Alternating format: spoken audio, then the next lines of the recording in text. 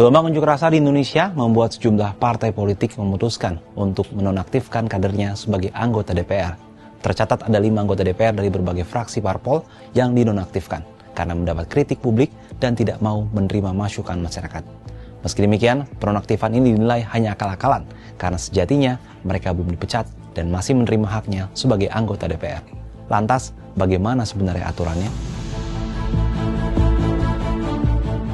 3 parpol telah menonaktifkan kadernya dari DPR. Salah satunya Partai Nasdem yang memutuskan menonaktifkan Ahmad Saroni dan Nafa Urbah dari keanggotaannya di DPR.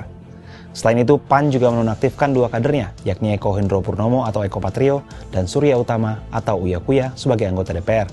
Adapun Partai Golkar menonaktifkan Adis Kadir dari DPR. Guru Besar Ilmu Politik Universitas Pendidikan Indonesia Karim Suryadi dalam wawancara dengan Kompas Selasa 2 September 2025 mengungkapkan, secara aturan baik Undang-Undang Nomor 13 Tahun 2014 tentang MPR, DPR, DPD dan DPRD atau MD3 ataupun Peraturan Tata Tertib DPR tidak mengenal istilah penonaktifan anggota DPR. Penonaktifan itu kedengarannya seperti politik akal-akalan ya. Kenapa begitu? Karena di Undang-Undang MD3 itu hanya ada 2 mekanisme untuk mengganti, yakni pemberhentian sementara dan pemberhentian. Nah, pemberhentian sementara itu diputuskan oleh sidang paripurna ketika ada anggota dewan terlibat kasus tindak pidana khusus, misalnya korupsi. Nah, selama dia jadi tersangka atau diadili, nah dia menjadi diberhentikan sementara. Dan ketika keputusannya sudah inkrah, maka ia akan diberhentikan. Nah, sejauh yang saya baca itu hanya 2 itu. Diberhentikan sementara, lalu diberhentikan, maka setelah diberhentikan itu, maka adalah pergantian antar waktu gitu ya. Nah, jadi itu mekanismenya. Dan pintu lain dari penggantian antar waktu itu ya bisa mengundurkan diri, atau misalnya berhalangan tetap. Nah, penonaktifan ini saya tidak menemukan referensinya ya. Mungkin ada referensi baru atau apa. Jadi saya sangat paham ketika ada yang orang bilang ini politik akal-akalan. Karena apa? Karena rujukannya tidak sejelas yang dibaca di dalam Undang-Undang MD3 atau Tata Tertib DPR. Bahkan Ketua Badan Anggaran atau Banggar DPR yang juga politisi PDIP Said Abdullah menyebut meski ada anggota DPR yang dinonaktifkan, maka ia akan tetap mendapat gaji dan tunjangannya. Mengapa demikian?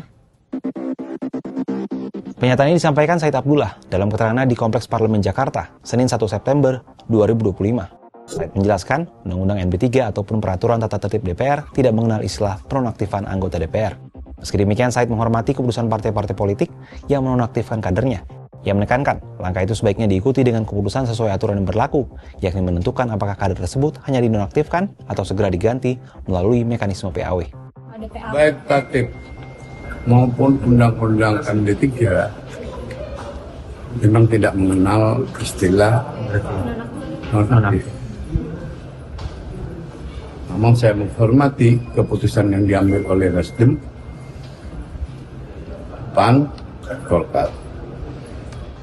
Kalau dari sisi aspek itu, ya terima gaji. Secara teknis dan aturan. Iyalah. Undang-Undang Nomor 13 Tahun 2014 tentang MPR, DPR, DPD, dan DPRD atau MD3 tidak mengenal istilah penonaktifan.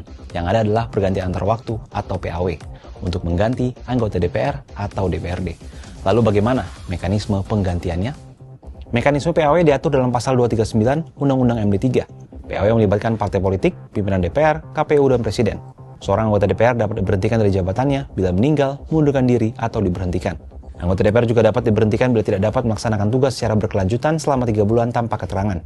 Selain itu, melanggar sumpah atau janji jabatan atau kode etik DPR, atau dijatuhi pidana penjara 5 tahun atau lebih melalui putusan pengadilan yang berkekuatan hukum tetap. Alasan lain diusulkan oleh partai politik serta tidak lagi memenuhi syarat sebagai calon anggota DPR. Pemberhentian juga dapat dilakukan jika anggota DPR melanggar larangan dalam Undang-Undang MD3 dan diberhentikan sebagai anggota parpol atau menjadi anggota parpol lain. Mekanisme PAW dimulai dari usulan resmi partai kepada pimpinan DPR, kemudian diteruskan kepada Presiden. Presiden lantas mengeluarkan keputusan Presiden untuk memberhentikan anggota DPR yang bersangkutan sekaligus menetapkan penggantinya, yakni calon legislatif dengan suara terbanyak berikutnya di daerah pemilihan yang sama pada pemilu terakhir. Artinya, selama proses ini belum ditempuh, seorang anggota DPR, meskipun sudah dinonaktifkan oleh partai pengusungnya, masih menjabat sebagai anggota DPR. Penonaktifan anggota DPR bisa jadi cerminan respon panik partai terhadap tekanan publik. Namun mesti dicermati bahwa tanpa proses pergantian antar waktu atau PAW yang sah, posisi mereka bisa dibilang tetap aman dengan gaji dan tunjangan yang tetap mengalir lancar. Kalau menurut sahabat Kompas, apa nih tanggapannya soal ini?